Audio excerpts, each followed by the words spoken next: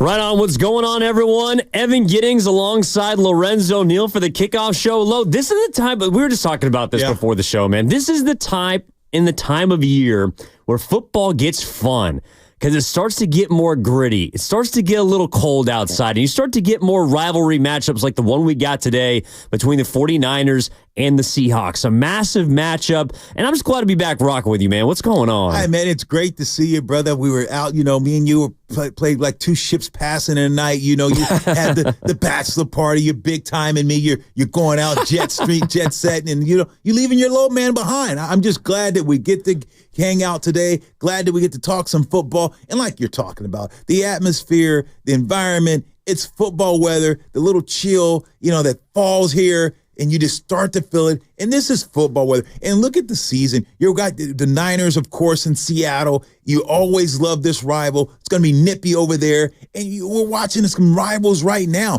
The Steelers and Ravens, watching those guys play, in Heinz Field, used to be Heinz Field, and watching those hard hits and watching these two teams that don't like each other. And that's what I'm excited about this time of the year. You know it. The Niners, Seattle, don't like each other. That rival, it's got some tradition there. And I'm just glad that both these two teams are playing for something today. Yeah, including the 49ers. This might be one of the best weeks of football the entire season because it's not just the 49ers in Seattle, which has massive implications as far as the division goes.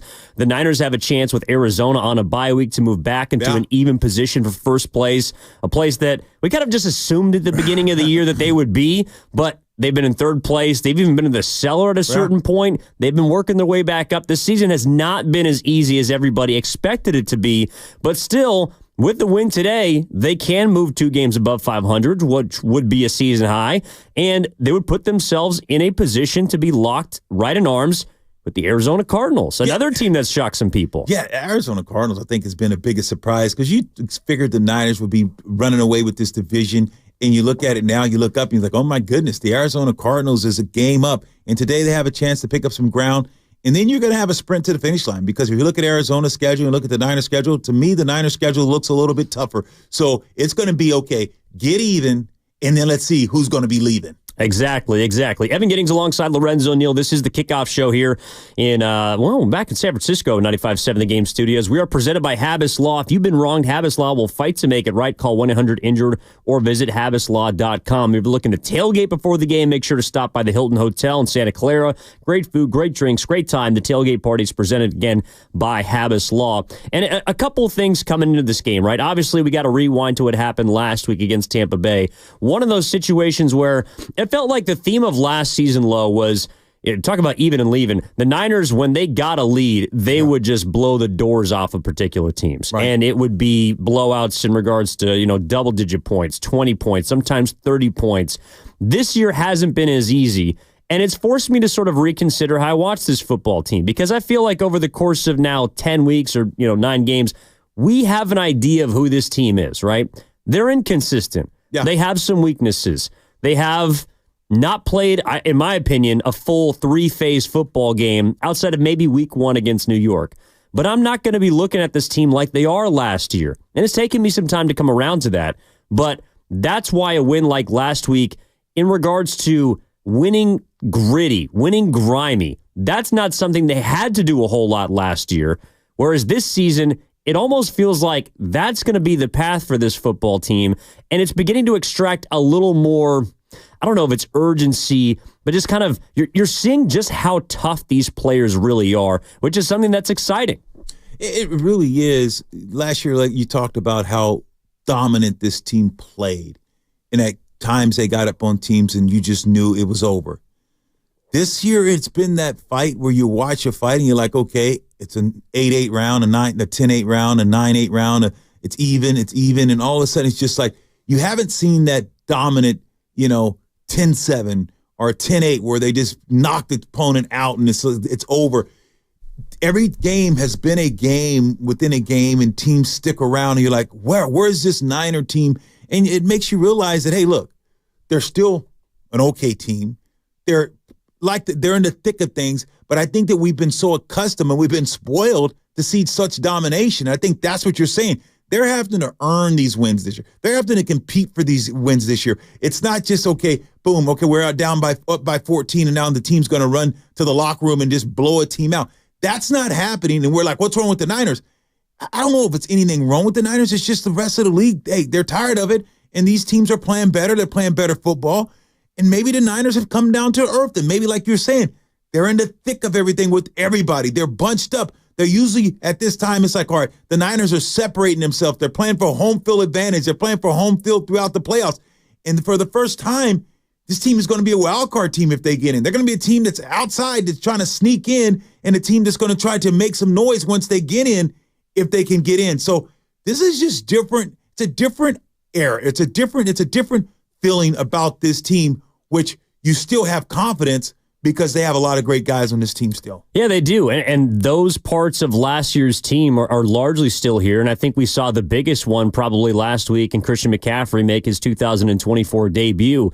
And I was a bit surprised by how much maybe he was on the field. It was close to 90% of snaps. But once you saw him play, I was going to say, they needed him for all of those snaps. And it also looked like he was pretty much Christian McCaffrey of old. He looked close to 100%. I'm curious to see how much they use him today against a Seattle team that historically he has dominated.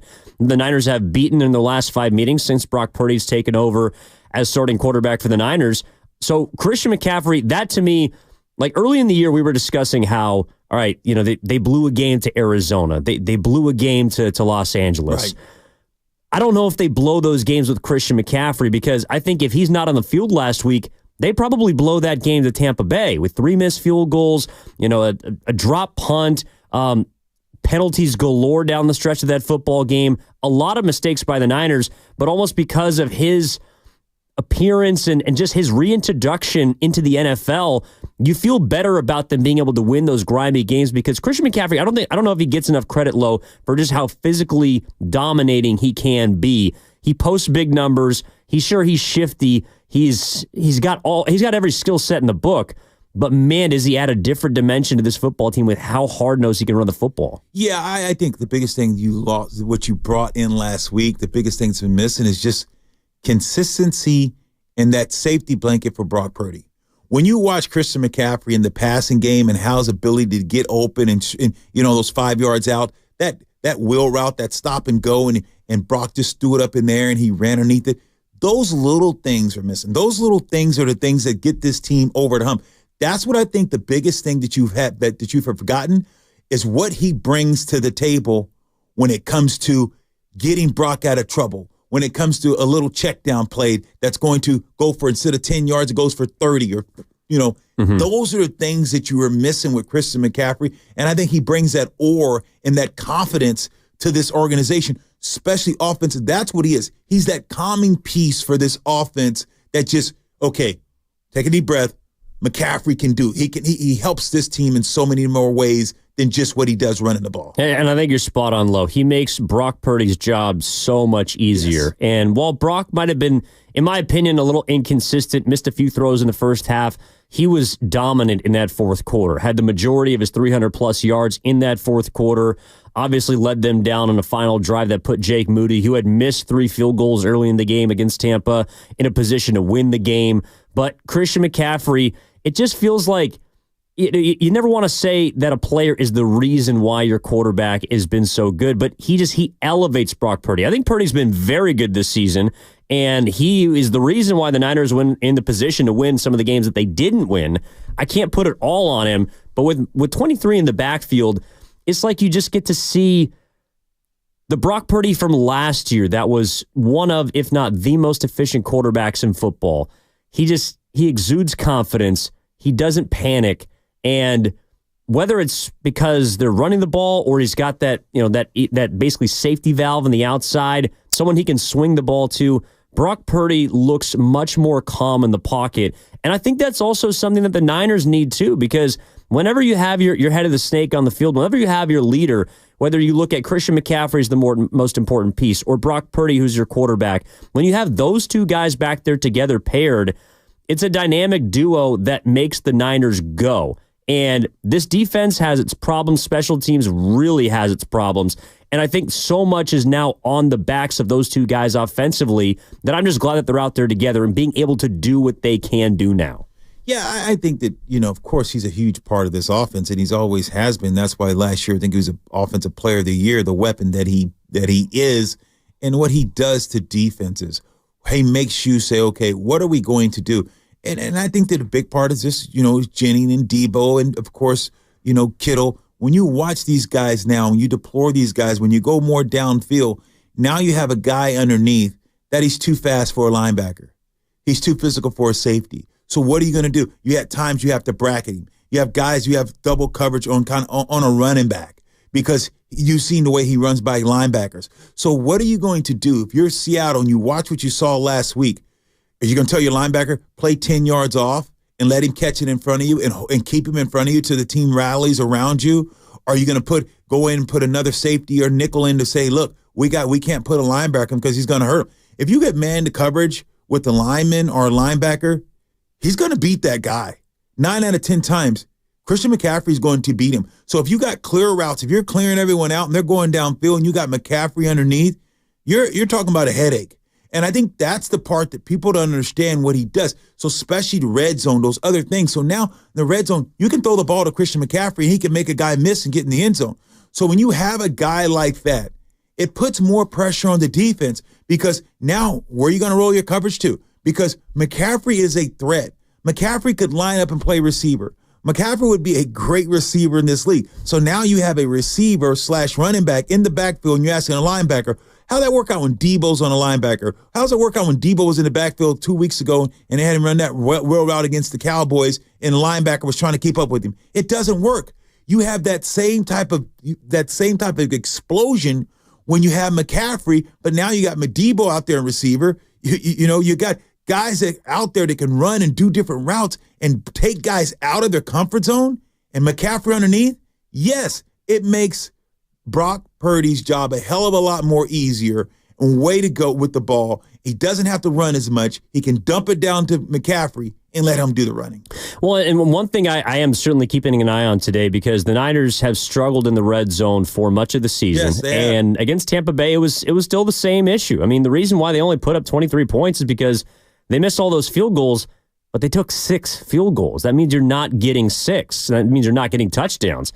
With McCaffrey, I believe they were 1 for 3 last weekend, and they're going to need him even more because it does not appear that George Kittle is going to play in this football game. And George Kittle has been really the only man that's been able to find the end zone inside of the 20 for Brock Purdy, for the Niners in general. So he's dealing with a hamstring issue, unlikely to play in this football game, and that means that I think that we saw a lot of McCaffrey. The amount of touches, I believe it was a little bit below 20. Last year, he averaged close to 21, 22 touches per game.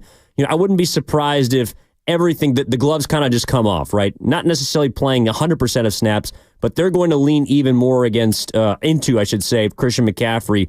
With George Kittle probably not playing in this football game, and how does he impact the red zone, the money area, the place that, for whatever reason, has just been, I don't know, a code that the Niners haven't been able to crack, which was so strange because the last couple of seasons with CMC, with anybody really, they've been able to punch it in. I don't know if defenses are playing the Niners differently. I don't know if the Niners offensively are just kind of a different group. The offensive line has been a bit in and out, and they've dealt with some injuries. Looks like Trent Williams, who was banged up a bit, is going to play in this football game today. But how do the Niners address what I would say offensively has been their biggest shortcoming, Low, and that's them not being able to convert red zone opportunities into touchdowns? Look for Giddings to get more involved. I tell you, Giddings to me is he's playing like he's the best receiver on the team. Even before Ayuk got hurt. When you're talking about a guy who go out and stretch the field, a guy that can make those leaping catches, a guy that can beat press coverage, who has that want-to. I'm not saying he's more explosive than Debo, but if you're talking about just being able to run routes and find a way to get open and your quarterback trusts him, I like this guy a lot. So look for him in the red zone, but also don't be surprised if you see Mason in the backfield and you take and now you have McCaffrey line up in the backfield too, and you motion him. So now you still have a tight end on the field. You have 2 running backs on the field, and now you have, of course, a Debo on the field, and you have Giddings. So now when you motion McCaffrey, pick your poison. Are you going now the defense is going to have to declare, am I going to keep a linebacker on him? Okay, if I run a linebacker out there and I think a linebacker take him out of the box, now I can hand the ball off to Jordan Mason where it's a lighter box. So you're going to I think that you will see two running backs on the field in red zone. I think you'll see Mason and McCaffrey on the field because I think you can do a lot of different things with McCaffrey moving, playing motioning out, playing the H, the F, the slot, and doing certain things, putting him in at the F because it's a mismatch. Play him so now you have Jordan playing the H and you have McCaffrey playing the F and you can run different routes and you're going to match him up with the linebacker. So I really think that you're going to see this offense do make more strides, especially that's moving McCaffrey and also Jordan Mason having some more impact in the run game because of McCaffrey, what he's going to be able to do in the passing game. Well, and you mentioned Giddings. He was pretty much exclusively playing, I believe, the X for them last week against Tampa Bay, and he's had to. Basically, that's the Ayuk position. And Giddings has been not only the number one receiver, but the part that he and Brock Purdy feel like they're always on the same pages, in regards to chemistry. The connection that they have and have been able to quickly develop this season, even when Ayuk was in, is something that might be unexpected, but that's where Brock is at his best, and that's where McCaffrey also, of course, has the superstar talent, but him and Brock always appear to be on the same page. And so now having multiple of those players, yes, Kittle's going to be out, and at full strength, the Niners are, difficult to handle because of all those matchups you just mentioned, linebackers, safeties. There's always going to be a mismatch on the field, but Juwan Jennings has been as close to a downfield safety blanket as Brock Purdy has had pretty much the entire season. We've seen a little bit from Ricky Pearsall. He looked really good last week. Better. Obviously scored his first touchdown, a big explosive play down the field. So they get a little more help from him, particularly in the slot. But Juwan Jennings is starting to, emerge as the candidate for this team. Deebo Samuel's going to have some big plays. He's going to make some game-breaking plays, but he's not as consistent as Juwan Jennings. And so at least now the fact that Brock Purdy has a couple of guys that he appears to be always connected with, I think can also help the Niners offense take it to the next level against a Seahawks team that has been leaky throughout this year. They've lost 5 of 6. They're obviously before the bye. They were coming off a really tough overtime victory or loss. I'm sorry, to the Rams. But that's a defense that the Niners took advantage of for 36 points. That's their season high, and they didn't have number 23 in the backfield. Yeah, I totally agree with you. And I think, like you talked about Pearsall, Ricky, I think this guy's stepping up and he's playing big. You can move him around as a receiver. You see this guy had a big touchdown and some big catches. I think that you see him, Brock Purdy, getting even more comfortable with him, which is great because you do need other receivers to step up and make plays for you. But I think that, like you're just alluding to, when this offense, if you can get McCaffrey to be McCaffrey-esque like he was last week, and you can move guys around and move him around, I think you're going to see this red zone offense start to take off because red zone offense has not been good this year. You're absolutely right. And a lot of that has done to McCaffrey not being there. But now he's there. You had a week to work on some things. I just want to see how they put it together. What is Shanahan going to do to ensure, hey, look, this offense is going to click in the red zone. Here's how we're going to make it click. Who are we going to make this team predicate, this defense, Seattle defense? Who are they going to bracket? Who are they going to double? Because you're going to try to double someone. Is it Deebo? Is it going to be, who is the guy? Is it Giddings?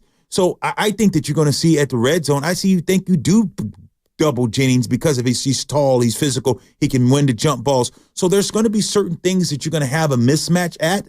So I just want to see what they do to exploit kind of Seattle's offense because we know Seattle's defense because we know that Kyle Shanahan, he is a mastermind, but at the same sense, everyone knows that this offense has been struggling in the red zone. Yeah, it does feel like opposing defenses have caught up a little bit with the Niners. Some of that has to do with players being out. Obviously, McCaffrey, Brandon Ayuk. They didn't have Pearsall for the beginning of this season.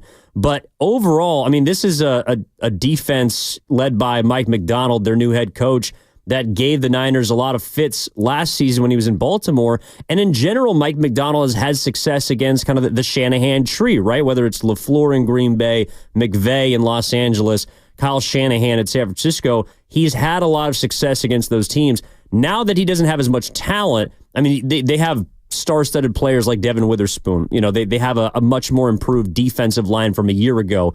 But this isn't the Baltimore Ravens of 2023 that Brock Purdy has to play against. And in general, for whatever reason, he has had ownage against Seattle. He's only played against Mike McDonald's defense once with the Seahawks, but he's 5-0, including the playoffs. Brock Purdy, I don't know what it is about the Seattle team, Lo, but there also appears to be, I don't know, just a little more confidence, especially as if you're looking at this as a fan.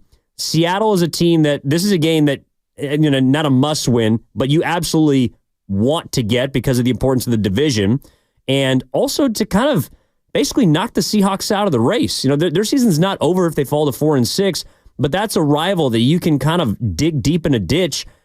And if they win this game, you're both sitting at 5-5 with an even tie-breaking standpoint. So, well, I'll tell you right now, the team that loses this game, they're not getting in the playoffs. I'll tell you, this is a playoff game for both these teams.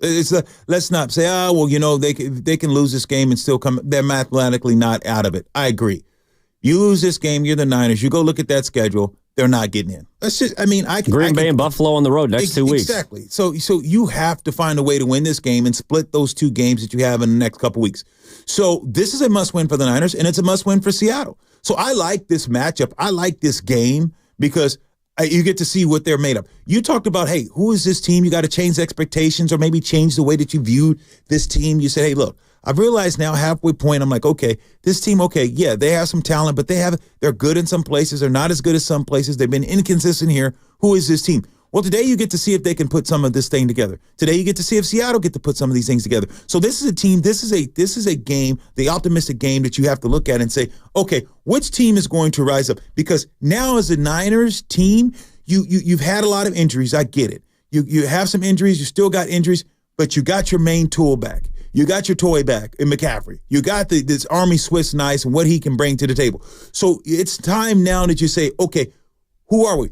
We have our guy back. Now we got to start elevating. It's no more that, we can play down. No. You have to find a way to elevate your game. You have to find a way now to start saying, okay, we've had our little hiccups. We've done those things. How are we going to elevate our game? So that's why I'm excited about today, because this is a must-win for both these teams. Well, it is, and especially if you're Seattle, they have been down bad. This was a team that started 3-0 that looked like, not necessarily it has action to, compete in the NFC, which looks really good, but certainly in the division. Right now, they're in the cellar.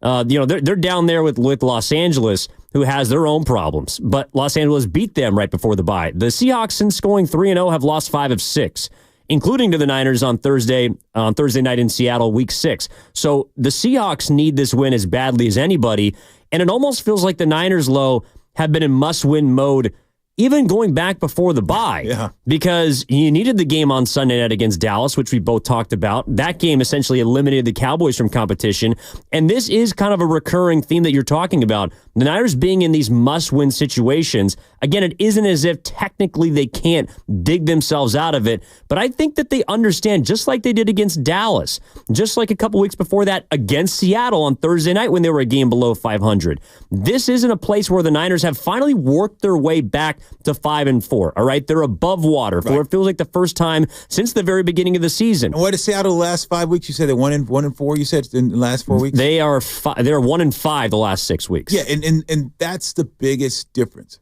The Niners, like you just alluded to, they have found a way to work out of it, and they found a way to stay in survival mode. Seattle hasn't. When you go 1-5, 1-6, you have not found a way to survive. The difference is the Niners have found a way to survive and stay relevant. I'm going to tell you, Seattle's done. Well, especially if they lose this game today. It's just when you lose 5 out of 6, you don't know how to win. You don't know how to survive. You don't know how to turn. So this is a game that you're going to get their best, but if the Niners can just hold court and do what they need to do, you have to realize you have to be looking at this game to say, what have you seen the last 6 weeks that this team has played? They won 1 out of the 6. The Niners have found a way to, like you said, to stay relevant.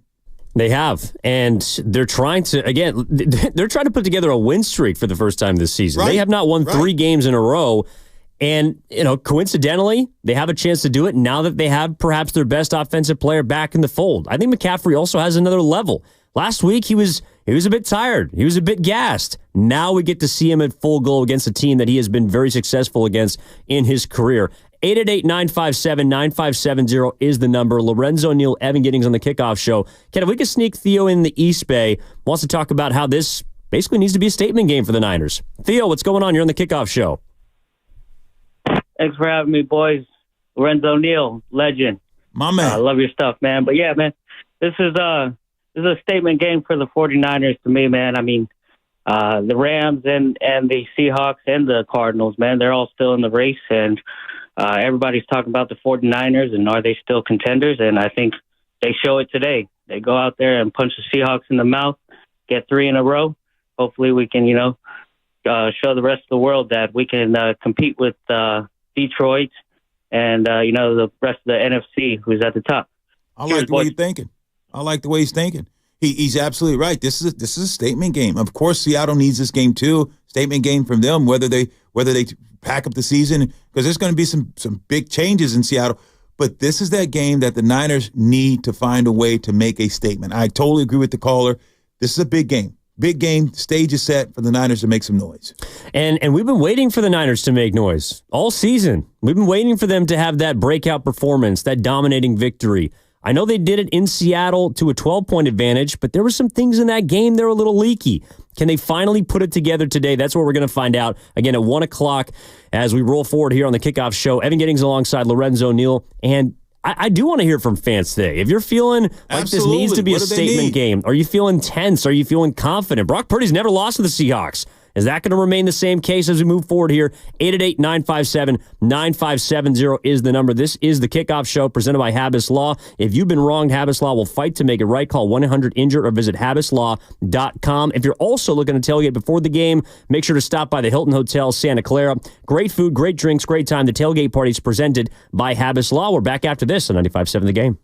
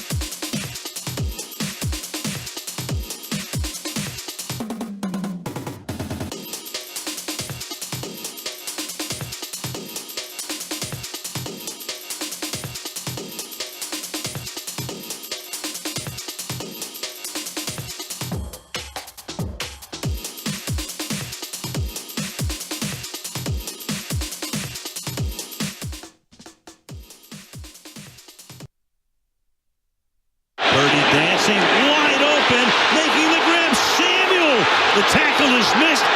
Debo off in the end zone. Touchdown 49ers. Now back to the Kickoff Show on 95.7 The Game. That was the game-breaking, I think, 76-yard touchdown from Debo Samuel, Week 6 on Thursday night. He had over 100 during that game against the Seahawks.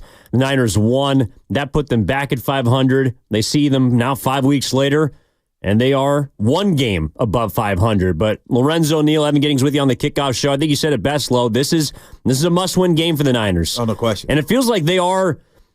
It feels weird because they haven't been in this place the last couple of years because they've been able to get so many wins and stack them early. But they're in playoff mode about midway through the season. It's a strange place for a lot of people to be, but they're in playoff mode. They really are. And you watched last week, man. Last week, I know, we talked this morning about just the game itself and the way that the game unfolded. It was a game within a game that the Niners struggled with special teams. You and I talked about what happened with Debo and the long snapper and just those things. You asked me if I've seen things like that before, and I've told you, of course, I've seen guys throw blows, and I've seen a lot in my 17-year career in the National Football League.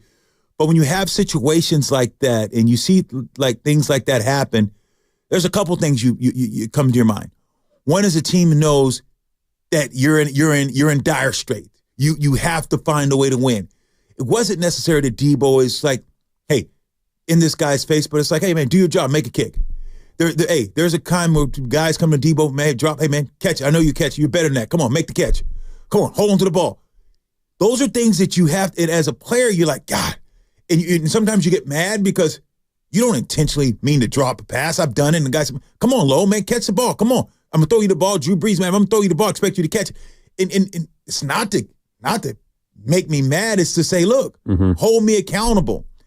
And those are the type of deal where, hey, there's a long snapper coming to Moody's aid because, hey, look, they work together. They got a relationship. And he's just like, hey, back off my guy. So, yeah, it's something that shouldn't have happened. But you're going – probably the push wasn't necessarily, but you're going to be able to push guys because this is a team. This is a team that knows where it wants to be. It knows the taste that it has in its mouth from last year. And they understand that the different dynamics, things are keep the goalposts and it's getting further and further away. Your window's starting to shrink. You have this pressure or this pressure you start to put on yourself because you know where you want to be, but you see you're putting this pressure on yourself because your window's shrinking. You're 2 to 3 games of saying your season's over. You lose last week, now you're only 2 games to say your season's over. So your opportunity is shrinking. So this is that accountability. So when you see this happen, you watch Tampa Bay. They were in that same type of situation. Yeah. They lost a tough game to Kansas City Monday night. They fought, they scrapped it. They knew that was an important game. So that was a intense game for both these two teams, Tampa Bay and the Niners, because both those 2 teams were fighting for the playoff hopes. Well, and I have a thought on that in a moment, but I do want to update people. It looks like Trent Williams was going through his pregame warm-up. He's still going to be a game-time decision, dealing with the lower leg injury. So Trent Williams right now is a game-time decision. George Kittle, not in pads. He is inactive for this football game with a hamstring injury. And then some good news, Nick Bosa was out there, according to our 95.7 The Game insider, Cam Inman, and he is going to be playing in this football game. Got hit with a hip pointer injury during the Tampa Bay game. So that's where the big updates are for the 49ers in regards to injury. Also, Mitch Wishnowsky, he is on the IR, so they're going to have a new punter. We'll get the special teams in a moment. But I do want to dig in further on that Debo situation because I think it's a classic case of wherever the season goes, that's how that moment is going to be defined. Whereas, let's say they lose today, the season spirals. Well, then everyone's going to point to that shove as the moment where things went wrong, or it's an example of the 49ers fracturing. But if they can use that moment to, again, hold each other accountable, quite literally pushing someone, but also trying to make sure that this season, which is not gone perfectly yet, does not get derailed if they win today. If they can go grab 1 of 2 from Green Bay and Buffalo, if they can get this thing right and get themselves to the postseason, well, then you can look at that moment as a moment that brought the team together. And so I think Did he miss after that? He did. Didn't he make the field goal after that? He made the game-winning field goal after that. There you go. See, and that's the part that people don't understand. Guys, I mean, outside looking in, you say, oh, man, that's a bad look. And, dude, I've been in coach's face. Me and coaches, I mean, not where a coach has been in my face. And, dude, man, he came at you. And I was like, I had to take it. Guys have been in, I've seen guys shove and, Travis Kelce shoved his head coach in the Super Bowl last year. It's like, so if they would have lost, would people say, since Travis Kelce shoved him, that mean they lost the Super Bowl? I think at times you got iron sharpens irons, and it's just it's tough, because sometimes, man, you to the natural eye, it doesn't look cool, it doesn't look great. Football's a contact sport. Get over it, and that's what guys got to do. It's like, man, I don't necessarily agree with certain things, but this isn't a game for the soft. This is, it's mentally, this is a physical, mental game. There's certain sports that you do that's physical, but it's mental. It's physical, but it's mental. Football is just not physical. It's mental, too. And sometimes you need a mental. I've seen guys that have to go to counseling, to go get psychologists, go get help because they could not perform on the field. I had wrestlers. I wrestled in college where one guy would wrestle him in the wrestling room. Dude, he would take me down. And I'm one of the hardest guys to take down in this college. And this guy would give me fits. I could barely beat him up in the wrestling room. He would come downstairs when we wrestled against Oklahoma or wrestling against these schools, and he would just wet the bed. You're like, what happened to this guy? He would freeze up, wouldn't be aggressive, wouldn't try any moves. Sometimes, man, sports guys, athletes, and entertainers, you need positive reinsurance, and sometimes you need that kick to just push you because you're just like, whoa, oh, man. You drop your head, you're like, it's okay. No, hey, make the friggin' catch the ball. You need that jump start sometimes. So I don't necessarily think it's a bad thing when you see teams go at it like that. No, I mean, I generally don't agree with putting hands on teammates. That was the only part that was a little bit over the line. But no, you're look, that's a game you can't lose. You're coming off a bye. Right. You have a chance to go above 500 for the first time since week 1. Yep. You're trying to keep pace with Arizona. Your path to the postseason is the division. That game may be the one that you look back at the end of the year and say, damn, we had 3 of those games that we let get away. And they had 2 against Arizona and Los Angeles earlier in the season. That game did not get away from them. And so Deebo Samuel is feeling that urgency. He's feeling that, how can you, I realize it's your first game back off injury, Jake Moody, that is. I realize you've missed some time, but you cannot miss 3 kicks. And you damn sure couldn't miss the 4th, which he didn't to his credit. But that's also something that has plagued the 49ers all year. And it's hard to really pinpoint one thing specifically for special teams. But here's Kyle Shanahan from earlier this week talking about if they've tried to address it different ways, because it's been different things every single week. Here's what he had to say. Yeah, it's, we devote a lot of meeting time and a lot of practice time. So we don't double down on that, the time spent on it, because I feel like we do as much as we can. We have mixed a lot of guys in there. We do feel like guys have gotten better, but it only takes one mistake to cost somebody, and it only takes one person. You look at the Seattle game that we had last time, if you go back and you watch all the film, I thought that was one of our chances to have our best special teams game of the year. We caused 2 turnovers, got both of them. Only one counted, with the replay stuff. But we had 1 missed tackle on a big kick return, and then they had that second one, and you just have those 2 plays, and it's can cost you a game. So I do think guys are getting better and stuff, but we got to make sure that we don't make those dumb plays where we can cause a penalty, where we can cause a turnover, and those are the things that we really got to clean up.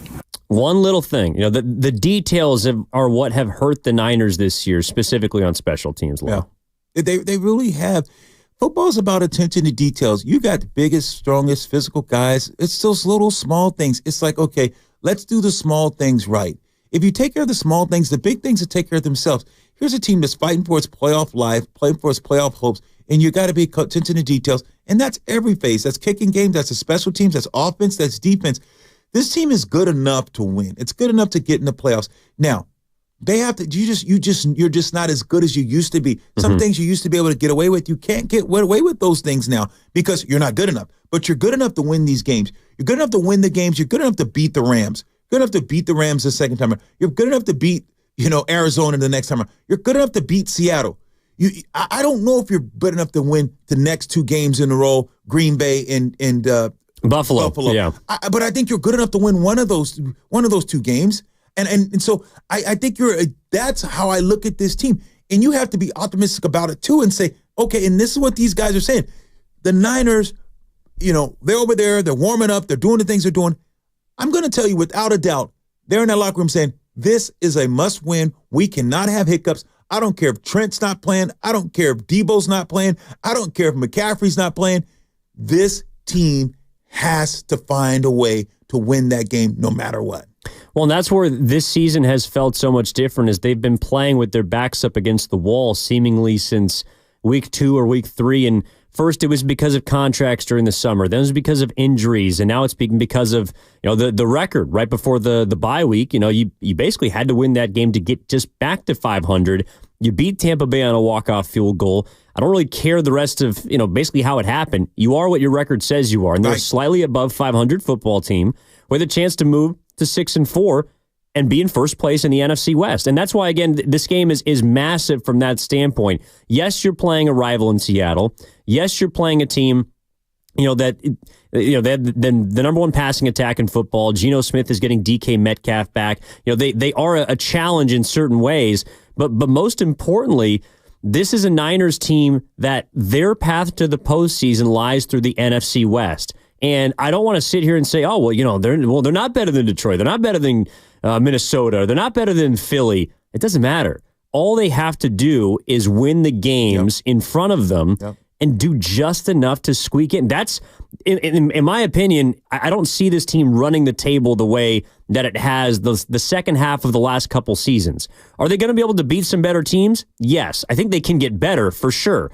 And the one thing that gives me optimism, whether you want to say it's long-term or short-term low, is typically in the NFL, and this is why I'm excited about this time of year, you generally see teams either get better or get worse. They don't tend to stay in the middle. They go one way or the other, and seasons either get derailed or they improve drastically.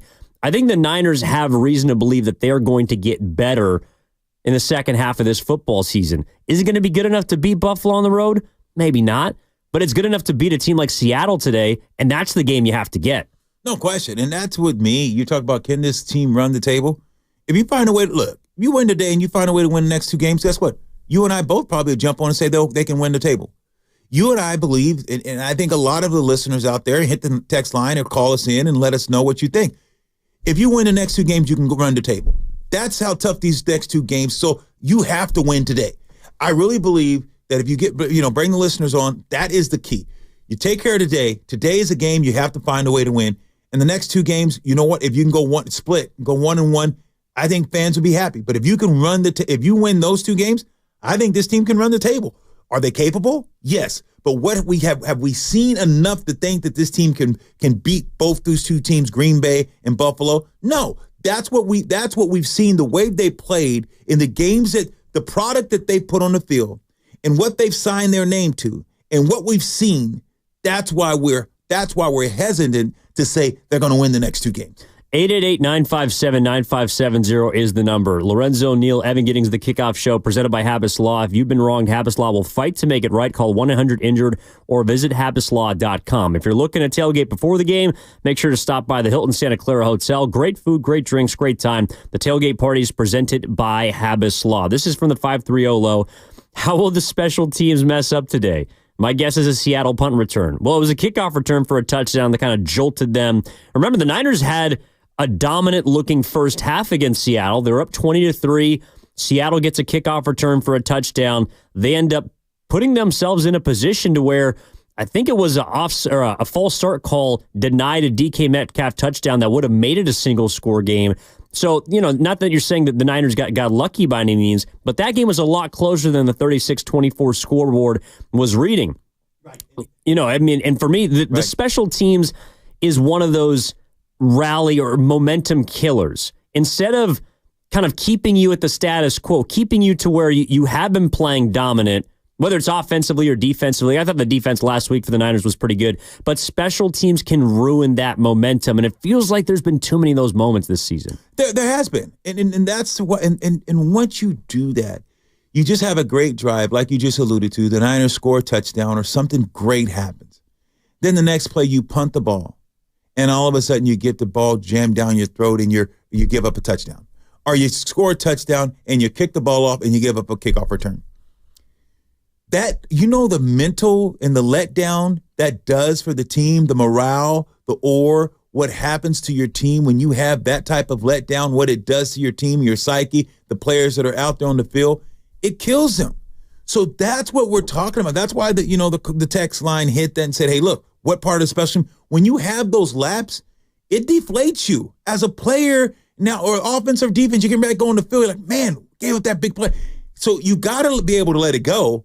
But that's where special teams today needs to play big, and they need to play better. They need to go through this game and say, look, let's hold our end of the bargain. I know the special teams coach has got to be, look, guys, let's hold our end of the bargain up. Because if you play better special teams, your team is in a better position. I always say offense counts as a third, defense counts as a third, and special teams counts as a third. 888-957-9570 is the number to call in, to text in the Comcast Business text line. It's funny because I don't think we have, judging this team without McCaffrey is much different than with it, but I do think that there's some underlying things that McCaffrey, he's not going to change special teams. He's not going to change a leaky run defense. He's going to be able to take some pressure off of them by, keeping the ball a little bit more offensively. Ideally, this week he helps you in the red zone more than he did last week. But here's Brock Purdy talking about the difference of having Christian McCaffrey back. And I just think it speaks to how much of a switch can be flipped by this 49ers football team. Yeah, I mean, he goes hard, every rep. He does everything right. He doesn't mess up or anything. And so when we see, the standard that he's playing at, for all of us, we're like, all right, man, Christian's back, and we just got to do our job really well. And when we get him the ball, let's, make sure the blocking's right. For me, it's how can I give him a accurate ball in transition so that he can get the most yak as possible. So it's like all those little things that you sort of start to see everybody elevate their game with. And so it's crazy what, when a person comes back, of his caliber, what it does to our team, man, and everybody elevating their game. So, obviously extremely happy to have him back for everything that he does for us, but more than anything, we just got so much respect for, how he goes about his business and being such a great teammate that he is. And so obviously outside the X's and O's, the thing that stood out to me most, Lo, was the standard. And not that Brock Purdy isn't a leader of this football team. He's got the C on his chest, he's a captain and all the rest. But it's a little bit different when you have someone of that, that ilk. Like Christian McCaffrey he might be in the Hall of Fame one day. And when you have that guy back working as hard as he did to get back from his injury and immediately hit the ground running, playing 90% of snaps, that's a standard that's set that can extract even more out of this football team that either hasn't been there or that's been kind of laying dormant. That's just been waiting to emerge. And so I think having the standard back and available on that football field also can get the Niners to a different level. Yeah, that interview screams so many things to me. And reliability, trust. Reliability, trust. Why do I get reliability and trust? Because he said he doesn't mess up. He's always in the right spot. He's a pro. He's doing everything right. He goes at 100%. He didn't say reliability or trust. But those words and those acronyms and the things that he said to describe Christian McCaffrey, reliability, trust. And it holds you accountable because you know that this guy is going to do his job. He said he talked about what he's doing his job. He doesn't mess up, attention to details. That's reliability and that's trust. So when you have that type of individual on the field, what does that do for you and others around you? So when McCaffrey's holding himself to a higher standard and he's on that field, guys around him have to hold themselves to a higher standard and have to hold themselves to a bigger regard. And that's when I played with LaDainian. You talk about LT and with the Chargers. Here's a guy that held himself. He took pride in not fumbling the ball. Look how many times the guy fumbled. LT has one of the lowest career ever fumbling the ball. But you watch the reliability and trust, and he made guys around him. When he says, come on, Lo. Come on. Look at guys and tell guys, come on. Guys wanted to play. Guys blocked harder. It's crazy. You say, oh, they didn't block any harder for him than the pros. Mentally, subconsciously did because of the fact, the reliability and trust, and because of you knew who he was, the standard that he set for everyone else around him. You did a little bit more. You did that little bit extra. And that's what Brock is saying. He's saying because this guy's back out there, everyone's just digging just a little bit deeper. Everyone's just grinding just a little bit more. Everyone's trying to do their job just a little bit better because you see in the standard of this guy's reliability and his trust and his work ethic and his commitment to excellence. So I have to bring up my skill level. I have to play better. I have to do a better job because this guy's in the room. Well, and also because every play has the potential to be special. If you block hard enough, McCaffrey might take what an average running back would run for 3 yards or 5 yards or maybe even a 10-yard burst, but he could take that to the crib. Like McCaffrey can make a negative play into a positive one, and he make a positive play into a home run. And so I think that's also part of it too, knowing that you never know what this guy with the ball in his hands is capable of in a tremendous way, that it demands that you play with the attention to detail necessary because he can make every single play into 6 points. And so when you have that guy on the field, not that obviously Juwan Jennings isn't helpful. George Kittle is out for this football game, but he's a game breaker as well. Deebo Samuel, of course. But having McCaffrey back there, I do think extracts a different level for this football team. And in my mind, Lo, the bigger takeaway I have from his emergence is that this offense is going to have to lead this football team. I feel like we have enough of a sample size from the first 9 games, 10 weeks of this season, to understand that this defense is not going to be the one from 2019. It might not even be the one from a year or two ago. The defensive line has got some holes, although it's getting Yitzhak Gross-Matos back. They're starting to get a little more healthy. They'll get some of that depth back. But this isn't a defense that's going to hold teams to 13 points. You're going to have to win some close football games, and the offense is going to be to be the one that drives the nail in the coffin. You might also have a missed field goal here and there. You might have a block punt. Special teams are something that can be better, most certainly, but from watching this team, they've had an issue on special teams almost every single week. I can't rely on that. And if you're the offense, getting McCaffrey back almost allows you to say, you know what? Get on my back, literally. Whether it's 23 or Brock Purdy's right arm, get on our backs because we can be the reason why this 49ers season has the potential to be special from here on out. I couldn't agree with you more. When you were talking, I was just thinking about the rest of the NFC. And I would say this, right now today, with the guys and Niners getting back on defense for this year, I would rather have, which defense would you rather have?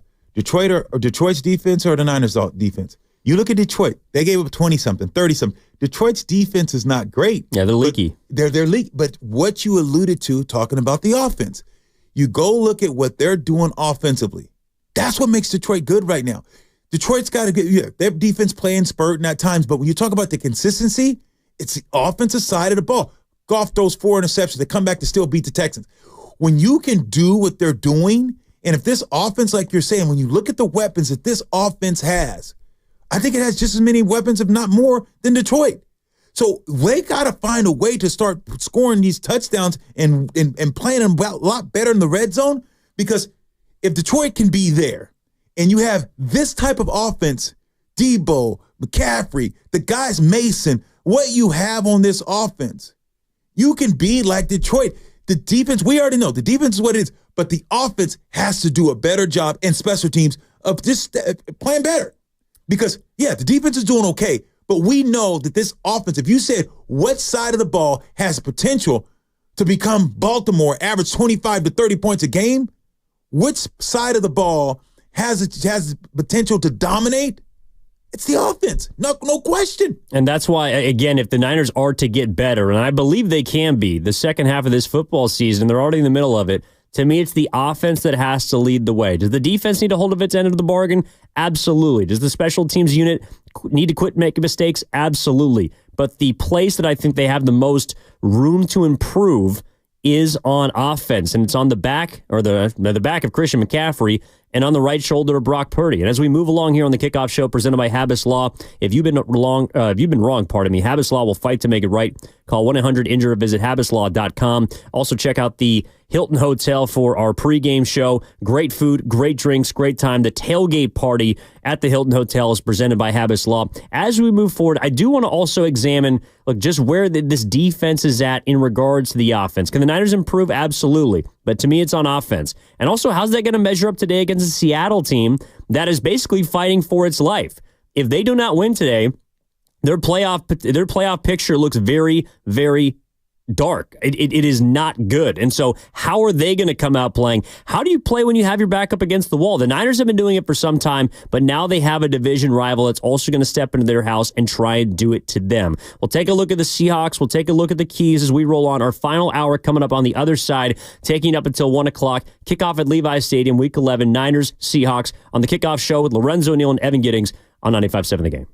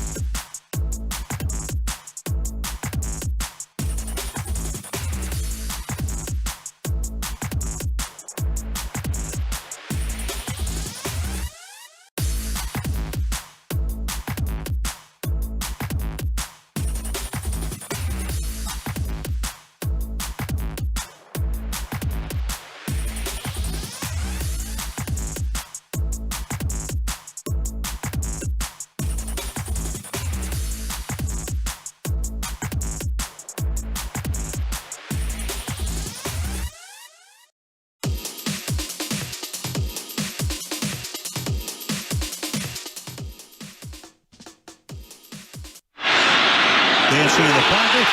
Intercepted. Picked off by Green. And so the rookie involved in the last play and gets involved in the next play, and the rookie out of Florida State with a huge pick. Now back to the Kickoff Show on 95.7 The Game. You know, I'm not going to lie, Lo. I think that, to me, that play right there was basically the game-sealing interception from the Thursday night victory against Seattle for the 49ers earlier this year by Renardo Green, by a rookie. That, I think, has been the most promising part of this team so far this season. The young guys. Oh, yeah. Almost everybody in the rookie class has either played or, maybe more importantly, had an impact on football games this year, and that's not something you could always say about the 49ers. No, I think that John Lynch did a great job. Didn't swing and miss a lot on these rookies. My guy is the safety. How do you say his name? Mustafa, yeah. Mustafa, he hits you, he stops you. Even though he got trucked by Mahomes, you know, it's funny. That's right. It was so funny, but just watching this guy feel in the way that he plays the run and the way that he runs through guys, you're absolutely right. These rookies have stepped up and played great football this year for the Niners. I mean, you just go down the list. Ricky Pearsall obviously had the beginning of his season kind of shortened. Yeah, right. Unfortunate. And just think where he would be. He's just rounding into form now. You're watching the way that he's playing. He looks like a dude. Exactly. Think of this. If this tragic incident didn't happen to Ricky, where they would be unbelievable. Who knows? Would they have signed Brandon Ayuk? And they've needed him. I mean, imagine they didn't draft Ricky Pearsall in the first round, where they would be right now with their core, wide receiving-wise. But he got his first touchdown last week. The second-round pick, Renardo Green out of Florida State, you just heard, had that big play against Seattle. Right. Dominic Puni has been the starting right guard the entire season for them. Malik Mustafa is essentially their starting safety. Isaac Guerrero has had to step up when Jordan Mason went down. Jacob Cowing is getting reps on punt returns. You know, the only guy that really hasn't helped you from that draft class is Jared Kingston, because you couldn't keep him because he didn't make the roster originally. He got picked up, I believe, by Carolina. So literally everybody that they have drafted in that draft class, even Tatum Bethune has played on special teams this year, has got some reps at the linebacking spot. Every single rookie during this Niners' most recent draft class has played, and a few of them have had big moments. And so while you've been sort of, riding the roller coaster ride of wins and losses and inconsistent performances, you have had emerging players, and it's not just the mainstays. It's not just the Debos or, the Kittles. Kittle's probably been their best consistent playmaker offensively just because of injuries to other guys. But you've had a lot of younger players that have had to get valuable reps, and now it's as if the Niners have been able to kind of steady themselves through those learning curves or those rookie mistakes that they're inevitably going to make, and now we can see how they can help, again, elevate this team over the final 5 or 6 weeks of the regular season. And that's the thing. They're not playing like rookies. Those are guys that are playing that look like they're just stepping up in tough situations and making plays at crucial moments that you're alluding to when you're seeing these rookies do that. But that goes to show you, though, too, how much of this team has been a dynasty for the last, how many years have this team has been good the last 5 or 6 years that they're in the playoffs. They're going to Super Bowls.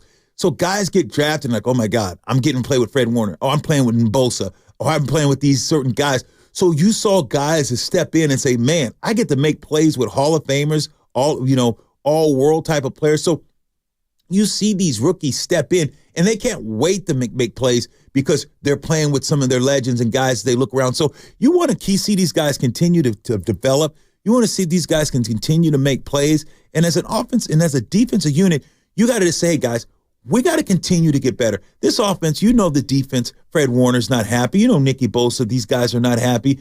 And so they want to continue to get better. They know that offense entertains, but usually defense wins championships. They know that, hey, look, the defense usually was the staple of this team, and now all of a sudden, all you're waiting for which side of the ball is going to dominate.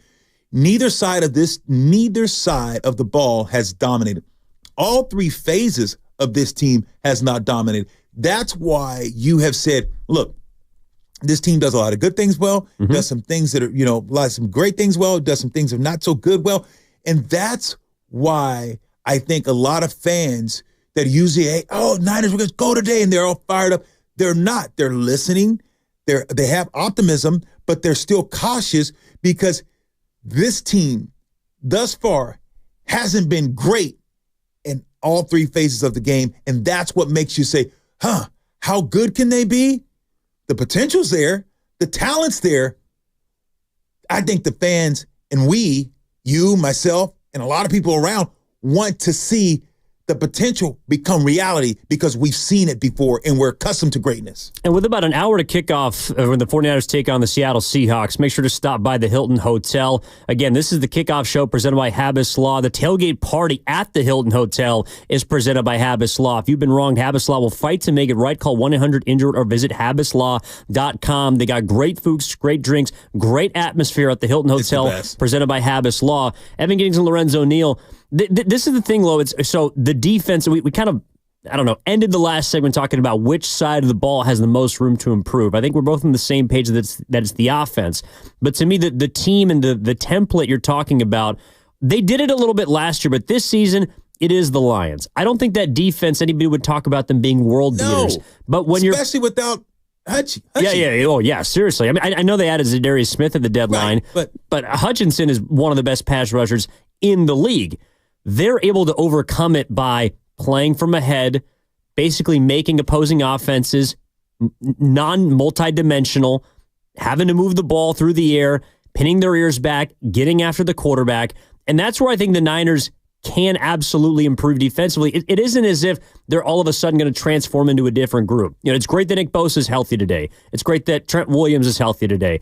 George Kittle is inactive today. But in general, the defense to me is much more dependent on the performance of the offense. And that might be a bit unfair, but that's the reality of this football team. Even when someone like Dre Greenlaw comes back, even when someone like Talanoa Hufanga comes back, this isn't the same just run into a brick wall type of defensive line that we've been seeing at least 2 years ago. And now, after they've had a few guys that have left, they've had a couple of injuries. They are dependent on what the offense can kind of put them in the position to do and play from an advantage as opposed to having to kind of guess. And I don't know, they're not necessarily disjointed to me, Lo, but they haven't been dominant. And I don't necessarily expect them to be. Yeah, and that's what that's a lot too why Detroit has had success is because, of course, last week they had to play from behind and their defense had to make some crucial plays. But when you can dial it up and say, we're going to jump on you quick and we're going to jump on you fast and jump up by 14, 21 and take away the imperfections of their defense, that's what we've been waiting for the Niners. We talk about, hey, the defense can get better. We understand that, hey, this defense maybe is not as good. But if your offense can come out and get up 21 or 14 and ball control, you hide a lot of deficiencies of your defense. And that's what good offensive teams can do is say, okay, let's jump on this team fast, quick, and hurry and make them one-dimensional so our defense can pin their ears back and come after the quarterback. So we can put 9 guys in the box, bring one extra guy so the quarterback can't hold on to the ball. Let's do those things. And that's what's not been able to happen for the Niners this year. And on both sides of the ball, really, the thing that's been, I guess, frustrating, and if you want to let us know, please, 888-957-9570 is the number. Evan Giddings, Lorenzo Neal. I guess I would ask fans, not just what gives them confidence in this football team, but if you are, and I think we have a lot of fans that they're smart. They've seen a lot of high-level football, especially in the past half decade for the 49ers. If you are cautious about this football team, why are you cautious? What makes you a bit hesitant to feel rah-rah going into Levi's Stadium? Obviously, you're going to have a good time. You're going to get to the Hilton Hotel. You're going to have a drink. You're going to party. You're going to be at the tailgate. You're going to feel good. But when the game starts, what is the reason for that cautiousness surrounding the football team? Because I think on a given week, Lo, it's been hard to pin down. It hasn't always just been special teams. It hasn't always just been defense. Sometimes Brock Purdy's looked a little shaky. Other times he's looked like the best quarterback in football, but the defense has looked a little bit shaky. I'm not really sure where to pinpoint it down as to why this team has their fans, which have seen, again, a great group of teams in recent memory, why they're a bit cautious about this team right now. Yeah, I think my answer is going to be inconsistency. My answer is going to be, you know what? I've seen the defense. I've seen the offense give the defense a 2-point lead, and I saw Arizona drive the ball 80 yards down the field to win the game and only threw the ball twice. I saw a team up double digits on the Rams, and being up double digits on the Rams, saw the Rams come back using 3 or 4 makeshift offensive line guys that hasn't even been in the guys that haven't even been in the league or just on the streets, and find a way to beat the Niners. I see being in LA on the road where you have more Niner fans than Ram fans, and you still couldn't win. You couldn't finish it off. So I think those are some of the reasons. I'd be interested to hear some of the callers.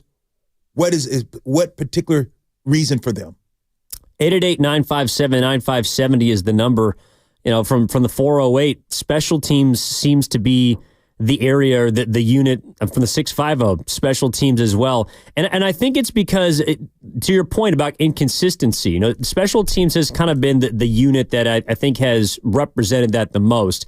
And it's because it hasn't always just been missed field goals. Sometimes it's been a punt block. Against the Rams, it wasn't just a long special teams return late in the game. It was also a fake punt that they were able to convert that kind of kickstarted the Rams in that football game. Against Seattle the last time they played, it was a kickoff return for a touchdown. Last week, yes, they missed field goals. They also had a guy that ran into his punt returner, and Tampa Bay essentially got a turnover off that punt. So it's been a lot of different little things, and that's why the details have been frustrating to kind of try and pinpoint for the Niners of what they're doing and they're not doing, because to Kyle Shanahan's point earlier, it's just one play that can wreck the momentum of a game. And I think just because of how talented the Niners are, we think about, they can overcome it, right? Well, there's not as much room for error on this football team as there's been, especially compared to last year. You still have the big names, you still have some of the big games, but special teams, and especially just the minor stuff, penalties, situational defense, they have not been as buttoned up this season. And that's a reason why I would feel cautious, I think. To answer your question, inconsistency, yes, but specifically situational play has really plagued the Niners this year. Third downs, some red zones. They've been opportunistic, but the turnovers they have been able to cash in on. And then plays like missed field goals and all the rest. It's just been too much of the little things that they've missed, especially when you watch other teams low, like Baltimore. Well, maybe not Baltimore, but like Pittsburgh, who, for example, is playing in Baltimore. Solid. They are so buttoned up. Don't make a lot of mistakes. Minnesota is a pretty buttoned up football team. I don't know if those teams have more talent than the Niners, but they're able to win those gritty games more often than not because they don't hurt themselves. Not offensively, they don't. No, I think the Steelers not even close to the Niners' offense. But like you said, the big names have the big games. What big names on the Niners have had the big games, consistency on offense? Let's talk about offense. What big name has had the big games? Okay, Brock is not necessarily a big name, but he had big games. Let's talk about another guy, that Third and Giddings. Not a big name, but has had big games. Yeah. Look at the guys on this team with the big names. Which big names have had the big games, especially when it comes to offense? I think Kittle has. But if you talk about other guys, it's too early for Christian McCaffrey. Yeah. But how about this name that you talk about, Jordan Mason, not a big name, but it has big games. So I haven't had the big names since you got me on that big name with the big games. I'm on a roll with this big names and big games. Can I get a hop back, something back there? Help me out, man. Exactly. Well, while we get that queued up, let's go to RJ in Fairfield. Again, 888-957-9570. The Kickoff Show presented by Habas Law. Evan Giddings, Lorenzo Neal. What is it about this Niners team that you feel like they might be missing a bit that makes you feel cautious? I think Lowe's on to something there, but I want to hear what RJ has to say. RJ, welcome to the program. What's up, my man? Hey, good afternoon, guys. Last time I called here, we lost the game, so if I'm a little nervous, I still love you. I'm a little nervous. Understood. But, hey, I think the last time, I think the most inconsistent thing is the red zone, man. I think last year, we were a team that we scored 30-plus points on teams, and then when we scored 30 points on teams, we forced other opponents' offenses to pass the ball, so we make them one-sided. So now that these games are getting close and we're not scoring in the red zone and we're not putting up points, the games are closer now. I mean, the offense. I mean, the opponent's offenses are starting to run the ball more, and we don't have the linebackers to really stop the run like that. I mean, Tampa Bay ran all over us. The games that we lost, we lost a lot of rush yards against our opponents. But I think red zone, this is a whole different team from last year. Our D-line's not the same.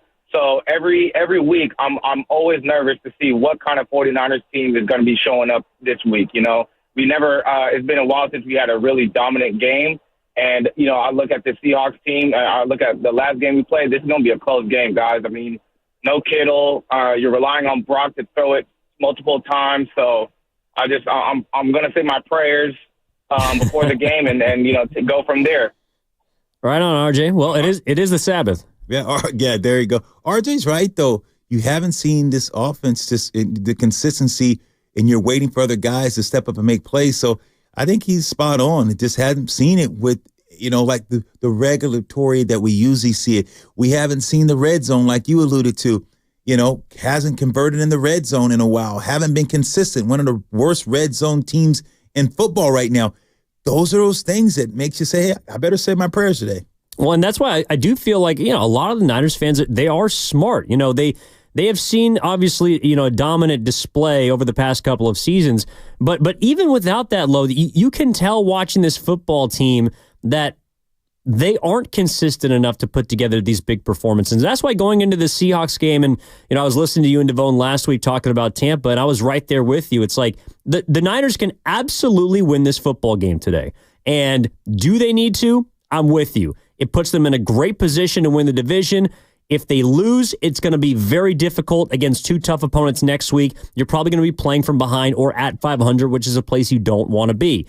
Even if you win today, if you lose the next two games, you still are at 500, which is a tough place. So to me, they need to begin to play from ahead. But that aside, the Niners to me are a football team that they can beat anybody, but it's not going to be pretty.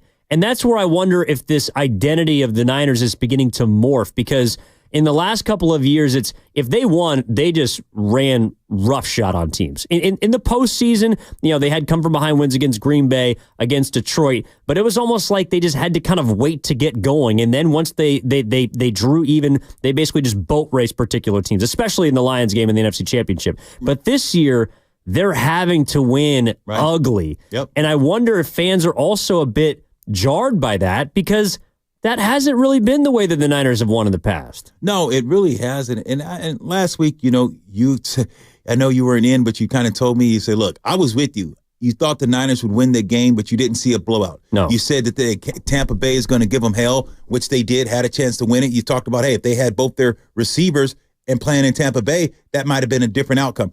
I was with you. You and I both thought the same.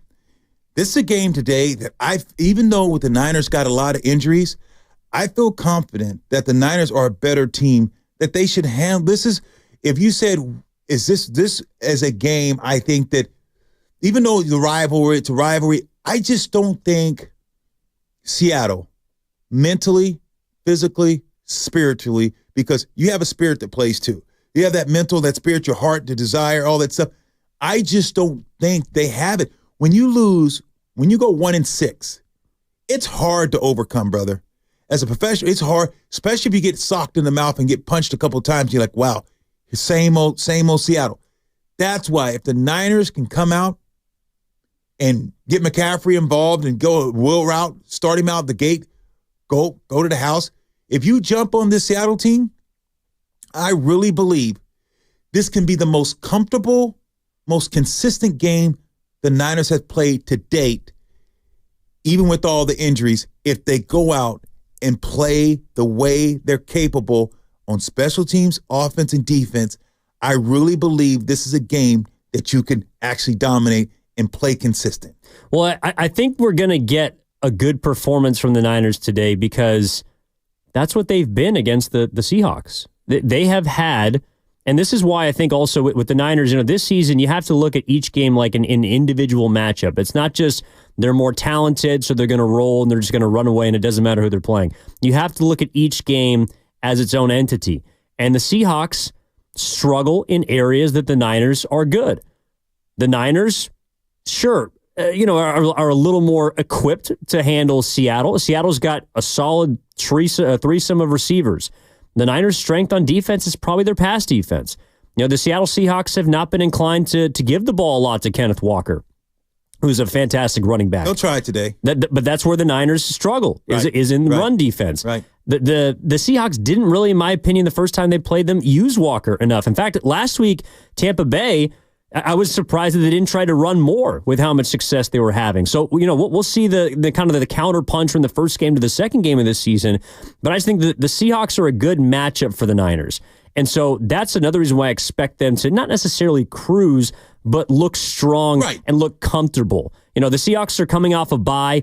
Their season's heading in the wrong direction. I think the Seahawks are getting worse, and I think the Niners are getting better. And that's another reason why I'd feel confident in this football game. Yeah, my reasons are the same. I just feel really confident about this because, like I'll keep saying, like a broken record, good teams find a way to win, bad teams find a way to lose. When you play 6 games, and you find a way to only win 1 out of 6, you're broken. There is something that is a disconnect. Let's take a look at Jacksonville. Go look at Jacksonville. They got some talent on that team. They've lost 5-6 games in a row. When you start going on that slide, it's hard to come up. Look at the Tennessee Titans. Lost 2, 3, back in a row. When you're losing, it's just, man, it's like when you're winning. Look at Kansas City. No way. They're the worst 9-0 team in football. We all agree. But they're 9-0. But they're 9-0. And last week, a blocked field goal, they lose that game. You see the games that they found a way to win, but you find a way. Bad teams find a way to lose. Good teams find a way to win. And right now, I'm just being honest, Seattle's a bad football team. Bottom line, they're a bad football team. This is a game the Niners need to go out there and play good football. Well, and that's why I don't know if before McCaffrey, I didn't have an answer for you if you asked me, are the Niners a good football team? I don't think without McCaffrey, they're fine. They're an average football team, in my opinion. Yes. Without McCaffrey, they're average. With McCaffrey, we're going to find out this week and in the next couple of weeks if they are indeed a good football team or if some of those detail-oriented problems and those inconsistencies are too much for even McCaffrey to overcome. They could have lost last week, but they didn't.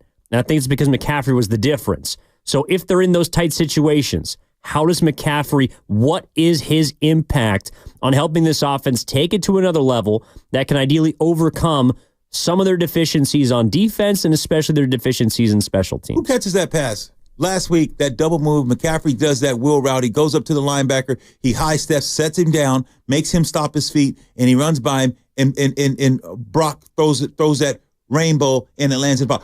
Who as Marshall a Niner? Right, exactly. Guess what? He's retired. Yeah. So who, as a running back on the Niners team, would have made that catch and Brock would have went through that ball? That's the part that you ask, what is McCaffrey? When you're asking, what is the difference of winning games? They lose that game last week because that play turns it into scores, into points. So when you have a McCaffrey, he has made this offense better instantly because you don't have a running back that can sit a guy down. They run good routes. So they can get open and catch the ball. I'm not saying they drop passes, but I'm saying McCaffrey gives you a different option. So he's already shown that he can win games. You win games with him. Last week, you don't win that game without McCaffrey. And that's the difference of 23. And it's one of the many reasons why I feel good about this game in Seattle. But also on the other side, I want to hear from 49ers fans. Why? If you are feeling confident against the Seahawks, are you? 888-957-9570 is the number. Evan Giddings alongside Lorenzo Neal. This is the Kickoff Show presented by Habas Law. If you've been wronged, Habas Law will fight to make it right. Call 1-800-INJURED or visit habaslaw.com. If you're looking for a little tailgate, just a little something before the game, catch a pop on your way in, grab a little bit of food at the Hilton Hotel, Santa Clara. Great food, great drinks, great times. The tailgate party presented by Habas Law. Still a couple minutes for you to get in before the 1 o'clock kickoff between the Seahawks and the Niners. Niners trying to advance to 6-4. We'll talk about why they can get it done on the other side. Our final segment coming up on the Kickoff Show on 95.7 The Game.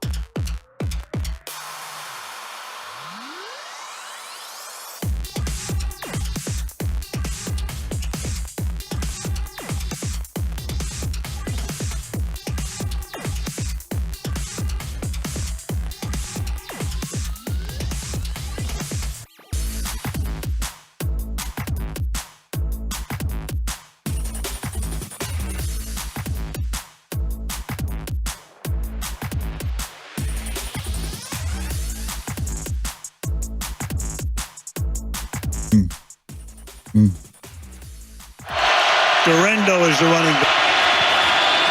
Start on the ground. And Durendo out in front, down the sideline, being chased. One man to beat, and that man stops him, but at the 4-yard line. So of all crazy things, a 76-yard run.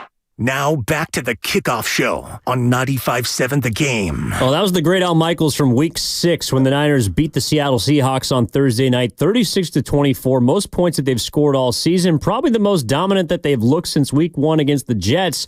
And the Niners get them today again at Levi's Stadium, just about a half hour away here on the Kickoff Show. Evan Giddings, Lorenzo Neal. And that was a game that, to your point, Lo, you have confidence because of Seattle, the way their season's going, how the Niners match up with them. But that was a football game where they didn't have McCaffrey. Right. It's a very different ball game today. It was, but that was McCaffrey-esque with Grindle. I think McCaffrey probably would score, though, because when he's leaving. Grindle said, he just went down on his own. I'm not buying it.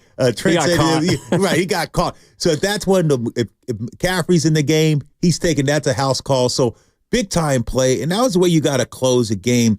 And that's a game that shouldn't have been as close as it was, but they found a way to get that win. It was probably the best game they played if you take away the special teams and the big plays that they gave up, but they didn't.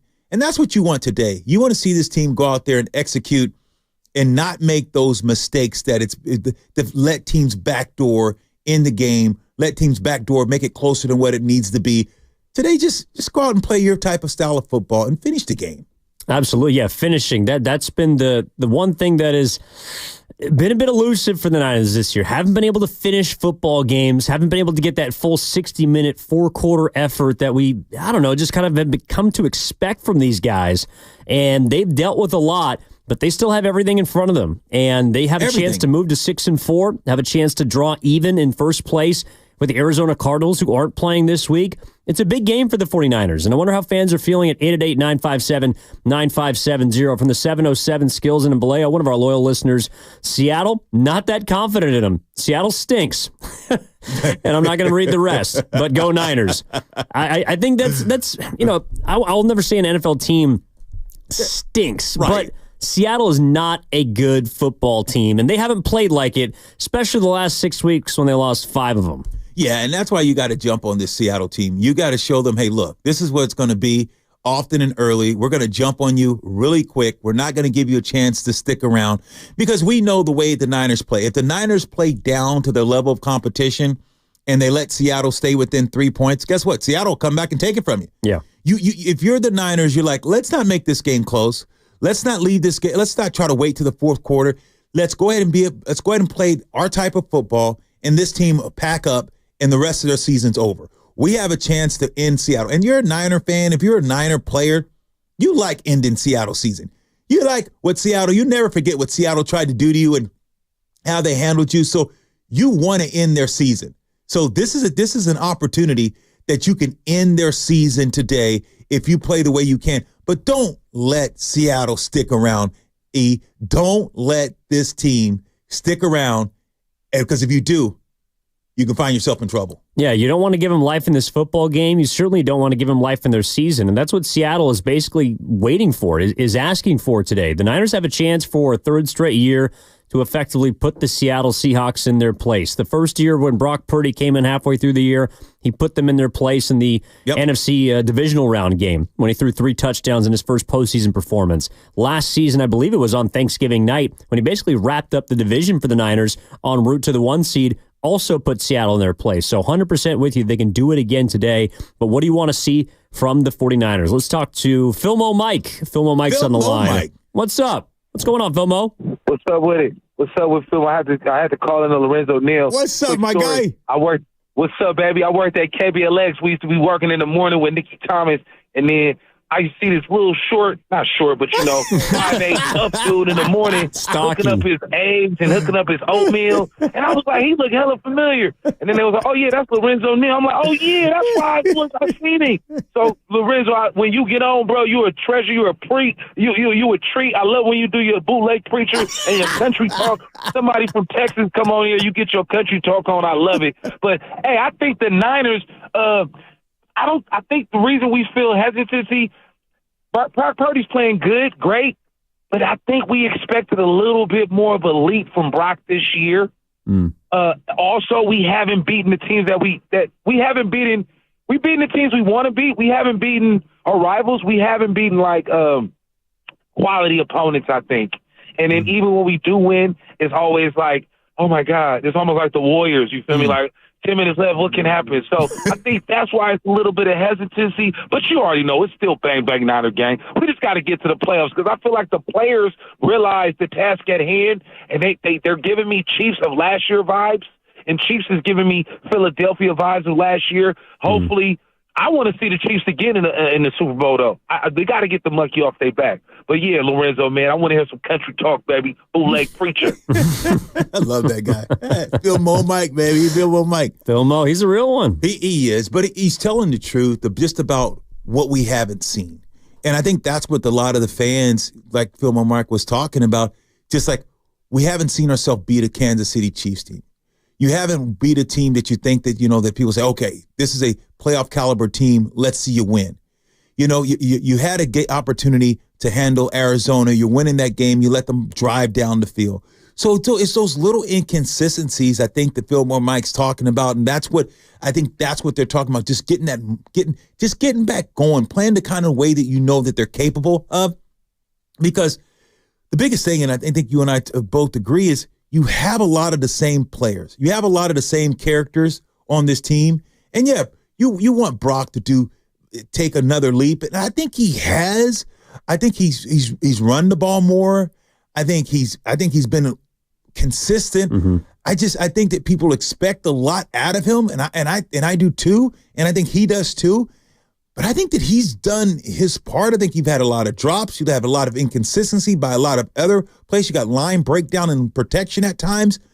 I think Brock's been pretty consistent on offense. He could be better, but I thought he's been pretty consistent. I think he's been good this season. I think the issue with Brock, and I hear Phil Mo as far as the leap that we've expected, right? But Brock Purdy set such a high freaking bar last year. He threw 30 touchdowns and 10 picks. He threw for 4,800 yards, had a damn near 70% completion percentage.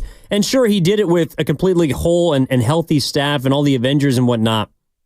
But those numbers are not easy to post. This year, he's at 12-7, touchdown to interceptions. 65%'s come down a little bit.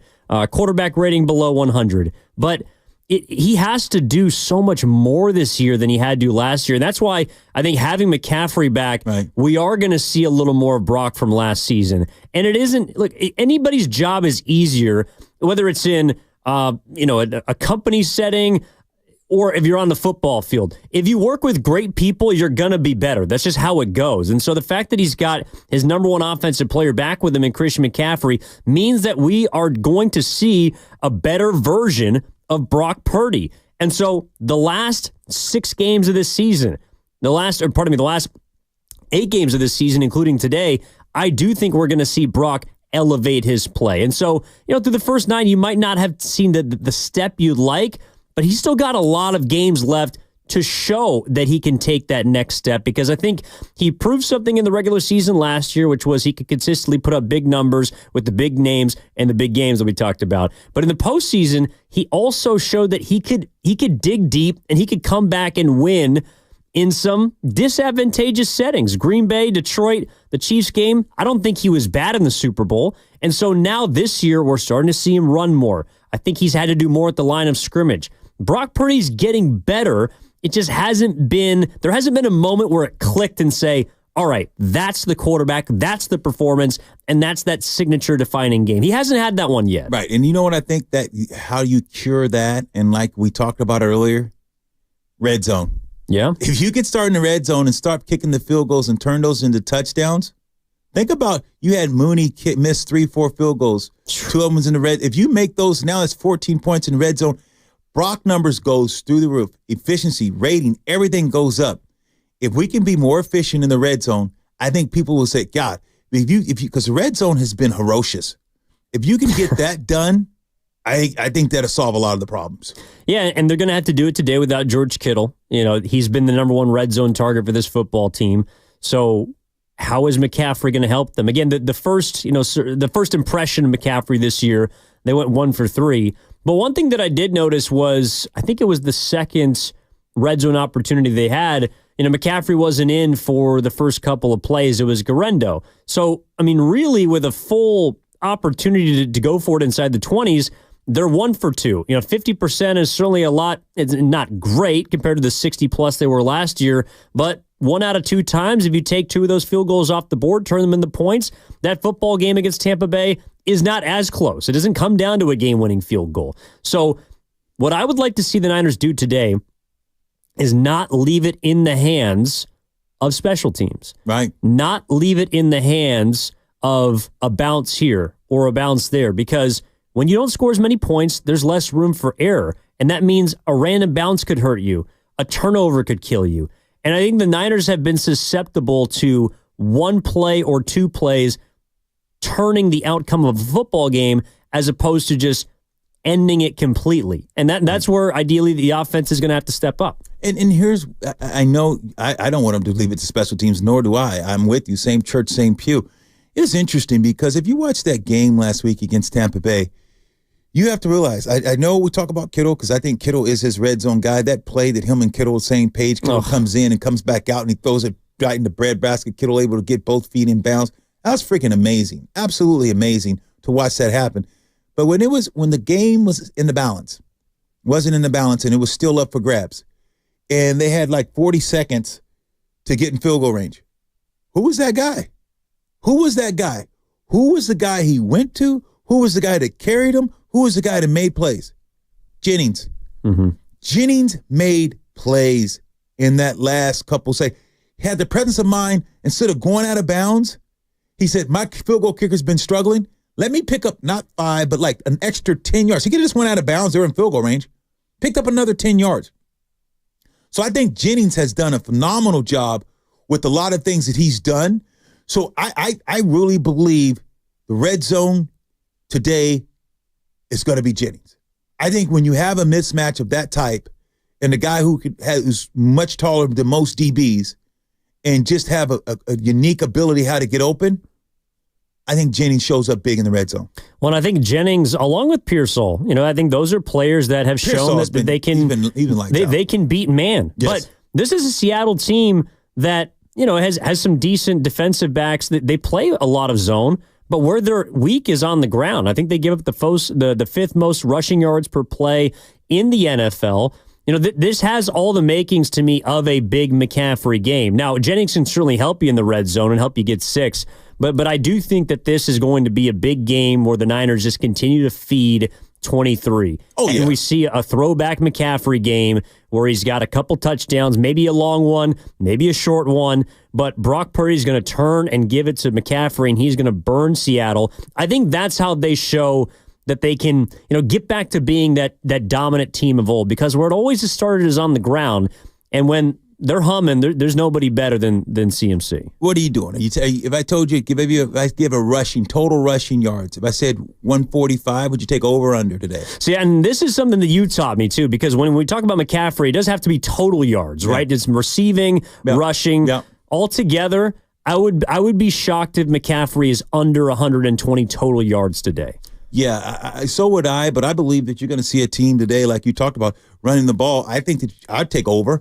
I think between the 3 running backs, I think they run for over 135 yards. Yeah. I really do. I think, like you said, McCaffrey has a big day running the ball, also in receiving. I think you have to wear this Seattle team out, and especially with not having Kittle, I think that you're going to have to see this team run even more and be physical. And I think you'll pass. You're still going to throw the ball, of course. But I really believe that you can wear this Seattle team out at home. I would say over 135. Over 135 on the ground? Well, that's generally spelled success for the 49ers, for sure. Yeah, when they haven't gotten to 100, it's typically tough for them to win. The good thing for them is that the Seattle Seahawks also give up a lot of 100-yard rushing games. There's only been 3 games this season in which they have not given up at least 100 yards on the ground. And the last time they played the Niners, 228 rushing yards without Christian McCaffrey. It was Mason and Garendo. Yeah, and those were some big runs. You've seen Garendo ended with the 70-some yard run. So I think you pick up where you left off. You got to realize you got to make a team show that they can stop the run. You said only three times they kept a team under 100, and here in weeks number 9 or 10. So you have to say, look, I got to see, can you stop the run? I've got to see, have you fixed the leaks that's in your defense? And I think that the Niners are going to test that out today. And I'm with you. I think that this game is one, the Niners, if you look at, the lines and spreads and whatnot, they're obviously favored in this game against Seattle. It's at 6.5. I think if Seattle wasn't coming off their bye week, it might even be higher. It might be more than potentially one score. But this is a Niners team that I think is beginning to hit its stride. And though Seattle is by no means a perfect team, this is one of those games that can, along with last week, help get you back on track to where you need to be, which is a run-first football team, play action off of it, and take pressure off your defense's special teams. I'm not expecting them to just turn into the special teams units and defenses of old. I'm expecting this offense to carry this football team as far as it can go. And in regards to today, I think it's going to be past the Seahawks. If I had to throw out a prediction, and again, if anybody would like to get some in at 888-957-9570, predictions for this football game, I like the Niners getting back to 30 points, and I think they're going to beat this Seattle team by double digits. I'll take them, let's say 33-20. I think they win this football game. I like where you're at. I do think it's double digits. So do I. I think because you have a better football team. Yeah. You have a better team, X's and O's. I think scheme-wise, I think when you're going to make this team one-dimensional, I really do believe this is going to be a Niners game that you don't have as many mistakes. I just hope that when you do get ahead, I hope you don't have a letdown on punt team, letdown on punt return. Hope you don't have a letdown on kickoff team. I want to see this team play solid on all three phases. That's my biggest, because I think you win this football game, yes. Do I think you win this football game? Absolutely. But my biggest thing is I want to see this team play consistent on all three phases. Exactly. Yeah, and that's something that they haven't done yet, at least for the majority of 4 quarters across the game. Winning ugly is fine, but only to a certain extent, because those games can get you beat. Those are coin flip games, and they don't always go in your favor. And as we found out, the Niners don't have a ton of room for error. And right now at 5-4, this is a game that they can put themselves in a proper position. And it's not as if I'm saying, okay, just because they win this week means they can go into Green Bay, they can go into Buffalo, they can return home against Chicago, and those games are going to look better. This game is one that favors the Niners in multiple facets to me. It's a team they've had ownage over. It's a team that they're getting healthier for. And even without George Kittle, I think it's a game that offensively, we're also going to see them return, to your point, Lo, to a bit more consistency in the red zone. That might be my biggest thing I want to see from this game. Are they able to cash in the chips when they get them in the gold area? Because if they can do that, that gives me a lot of confidence that beyond this week, they can also make some things happen. Yeah, it not only gives us confidence as viewers and as listeners and as performers, I think it gives the athletes the confidence, because you have struggled in the red zone. You have not been able to score touchdowns in the red zone with any sense of consistency, and it's broken you, and it's shown. Just like I tell you, bad teams find a way to lose, good teams find a way to win. But guess what? People that struggle in the red zone, you see good teams that are in red zone, they stay consistent. Bad teams right now, this is psychological, because why can you move the ball all up and down the field and you get in the red zone and you don't finish? You're struggling. This is an attitude. This is something the Niners have to get over. This is attention to details. This is where they got to focus on this red zone and say, look, guys, we're moving the ball up and down the field. We're getting this red zone. Stop putting it in Mooney's hand. You want to stop? You want to stop blaming on the field kicker? Then friggin' catch the ball, Debo, and score a touchdown. Okay, Debo, we throw you the ball. Friggin' you get on the touchdown on middle screen. Run somebody's butt over. Make it happen. Okay, if you want to stop putting it on a kicker, okay, let's go. McCaffrey. So I think that you, as a team, you have to put the onus on yourself to say, let's stop settling for 3. Let's not go into this game with the mindset to say, okay, getting the red zone 3 is good enough. Stop with the mentality of mediocre. The field goal is for, hey, look, okay, we couldn't get in. We're going to kick a field goal because it's going to help us. Yes, I understand field goals 3s, they add up 3, 6, 9, 12. I get that. But touchdowns are 6, 7. So you need to friggin' find a way to score in the red zone. And now you mitigate the opportunities that you're doing for your field goal kicker. And you don't have to put the pressure on him, score touchdowns. And what you're talking about is leaning into your strength. Okay, yes. Field goals will work for the Pittsburgh Steelers. They will work for the Kansas City Chiefs. They will work for the Buffalo Bills at times. They do not work. That, I feel very confident saying, that has proven it will not work over an extended period of time for these San Francisco 49ers. They need 6 points when they can get them. And I think with McCaffrey back, they now have an opportunity to extract touchdowns out of field goal opportunities. It isn't as if they haven't put themselves in positions to score. I think they are top 3 or top 5 in the league in scoring opportunities. Right. When they get in between the 20s, they're very good. Inside the 20s, they haven't yet cracked the code, and that's where McCaffrey can help make a difference, but I also think they can just be better. The fact that they've been one of the worst teams in the league is a little bit of an anomaly. Mm-hmm. They have room to regress back in a positive fashion. So I think that'll happen today against Seattle. And I also am looking forward them, Lo, to effectively ending the Seahawks season. Yes, that's something we can take onus in. This is the get right game. I'm with you. This is the get right game, Evan. This is a game that they have to find a way to get right, to say, look, because you know what you have in front of you. What the Niners have in front of them these next 2 games, you don't look ahead, but you say, we've got to take care of the business today.